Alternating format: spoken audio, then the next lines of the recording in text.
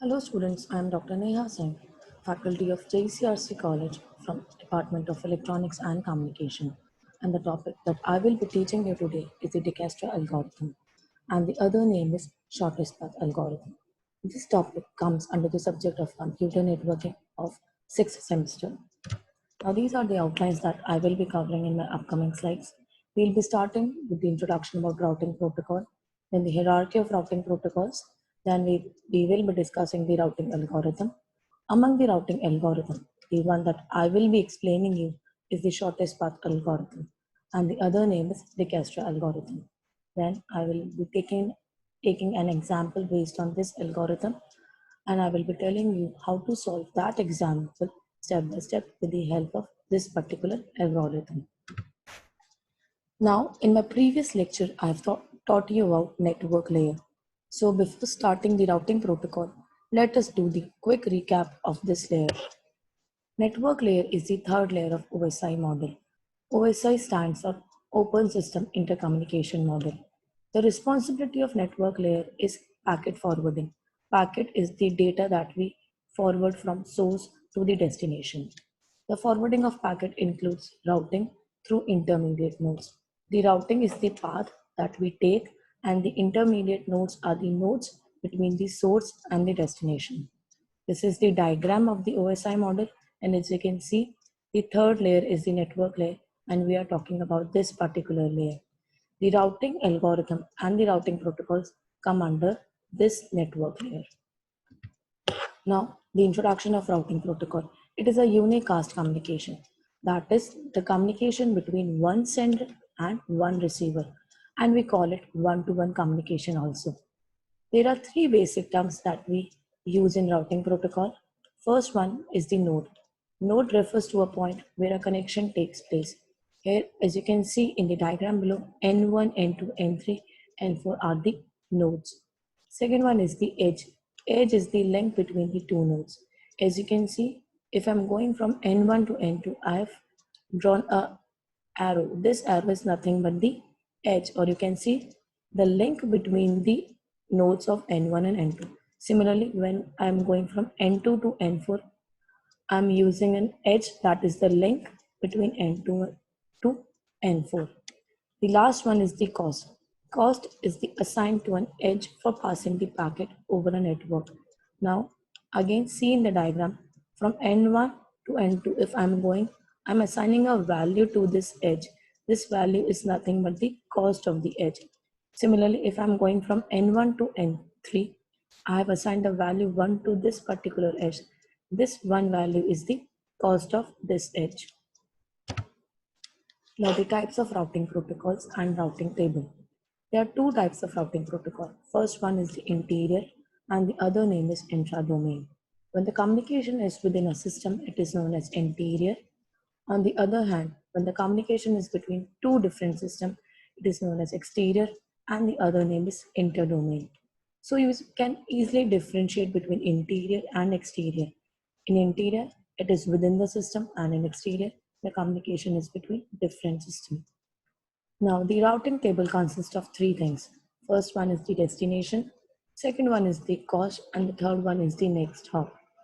Next hop is the hopping from N1 to N2, then N2 to N3, and so on. Now, there are two types of tables. First one is the static table. In static table, nodes does the manual entries of cost and the hop. But in the dynamic, the entries are done automatically by the nodes, and these entries are of cost and next hop. This is the hierarchy of routing protocol, or you can say the tree of a routing protocol.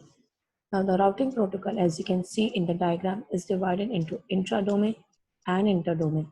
These two domains I have explained to you in my earlier slide. Now, if I want to implement intra-domain, then I can either use the distance vector algorithm or I can use the link state algorithm. In distance vector algorithm, the routing protocol that I will be using is the RIP routing protocol, and in the link state algorithm, the protocol that I will be using is the OSPF routing protocol. On the other hand, in interdomain, if I want to implement this particular domain, that I have to use the path vector algorithm, and the routing protocol that will use the path vector algorithm is the BGP routing protocol. Now coming towards the routing algorithm. Routing is the process of forwarding a packet in a network so that it reaches to the desired destination, the destination that we select. The routing algorithm is the part of a network layer which is responsible for deciding the path to be used. So the routing algorithm decides which path we will be using, and the path that routing protocol use is the shortest path, or you can say the cheapest path among the multiple paths. And the other name, as I've told you, is the Dijkstra algorithm. So in my next upcoming slide, I will be telling you that why we have given this algorithm the name Dijkstra algorithm. The algorithm was given by the computer scientist whose name was Edgar W. Dijkstra, and he gave this algorithm in 1956. It is basically an algorithm for finding the shortest path between the nodes in a graph. So we have to find the shortest path among the multiple paths. It is a solution to the single source shortest path. Single source means we have only one source. So the name suggests single source. And it is used in weighted graph. Weighted graph means every edge has a cost. If does not have a cost, then we cannot use the Dijkstra algorithm in that particular graph. So the most important thing is that we have to use weighted graph. Now let's take an example based on this particular algorithm. Consider this example that I have drawn here. The node A I have considered as the source node and D as the destination node. Here A is the source node and D is the destination node. Other nodes have also been marked like B, C, E, F, H, and G. The cost of every node is mentioned here. As you can see, if I'm going from A to B, I have mentioned the value 2. Similarly, if I'm going from B to C, I have mentioned the value of this particular edge is 7. And if I'm going from E to F, I have mentioned the cost of this particular edge is 2, and so on. And my thing is that I have to find the path from A to D. So I have to choose the shortest path from A to D. Now, these are the steps that I will be explaining. Step 1. A is the source node and D is the destination node, which I have explained you. Now, in step 1, we have to assign every node a tentative distance. Tentative distance means the distance which is not permanent. So, for example, to A node, I have assigned the value 0. And all other nodes, I have assigned the value infinity, comma, dash. As you can see, at B, I have assigned the value infinity, comma, dash. Similarly, at C, I have assigned the value infinity, comma, dash, and so on. Dash means the value which from where it is coming. That I will explain you in my upcoming slides. Now, set initial node as current node. Here my initial node is A. So I have set this node as the current node. I have to mark the current node with dark circles. So as you can see the difference between the current node and all other nodes. The current node has been marked with the dark circle and all other nodes has been treated as unvisited. So moving on, in step 2, I have to examine the adjacent node of the current node. So my current node was A, so I have put the arrow at A. No, the adjacent nodes are B and G. Now, calculate the distance of the adjacent node. So I have to calculate the distance of B and G. So what I will do the addition. See, as you know, the value of A was 0. So 0 plus 2 is 2. And the value is coming from A. So it is 2 comma A. So distance of B from A is 2 comma A. Similarly, when I'm calculating the value of G, it is 0 plus 6, that is 6. And since the value is coming from A, it is 6 comma A. So the distance of G from A is 6 comma A. Now compare the calculated distance of both the nodes. As you can see, if I compare the value of B and G, what I'll see? I see that the value of B is smaller as compared to the value of G. So I did the comparison and I came to that B has the smaller value. So now B will become the current node. As you can see, I have made the B circle as the dark circle, and I have marked the arrow at the B. Now again the same procedure I will follow, that is I will examine the adjacent node of the current node, that is C and E. Now what I'll do, I will calculate the value of C and E. Now 7 plus 2 is 9, 9 comma B. Similarly 2 plus 2 is 4, that is 4 comma B. Since the value is coming from B, so it is 4 comma B. Similarly the value is coming from B, so it is 9 comma B. Again I have calculated the distance of both the nodes, and again I will be comparing the value of C and node E. Now, when you will be comparing, what you came to know that E has the small value. So E become my current node, and I have marked it with dark circle along with an arrow. Now again, I will repeat the same process. I will be examining the adjacent node of F and G. Now what I will be doing, F and G. Now see, the value is 4 plus 1. The cost of this edge was 1, so 4 plus 1, that is 5 comma A. The earlier value was 6 comma A. So I will discard this particular value, and now in future I will use the value 5 comma E.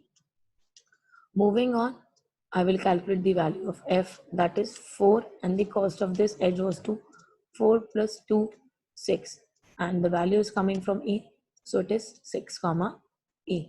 Again, I will be comparing both the values. Since the value of G was smaller, so my G has become the current node, and the value that I will be using is 5 comma E. So again, the same process, I have to examine the adjacent nodes. So the adjacent node are H and E. Since E has already been visited, so we will not visit it again. So we will only calculate the value of H with the help of the cost of the H. That is 4 plus 5 is 9. 9 comma G. Now when I compare the value of F and H, what I saw that the value of F is smaller. So I have taken F as the current node. See, I have written also F become the current node. Now again I will examine the adjacent node of F, that is C and H, with the help of the cost of the H. 6 plus 2 becomes 8, and the value is coming from F, so it becomes 8 comma F. The earlier value was 9 comma G. Since this value is larger as compared to 8 comma F, so I will discard this value, and I will be using 8 comma F as the current value. And when I talk about the value of C, it again comes 6 plus 3, 9, 9 comma F. Or I can write 9 comma B because the value is coming same. So when I compare C and H, what I see that H value is smaller as compared to C value. So H will become the current node, and I have put the arrow at H. Now the adjacent node are F and D.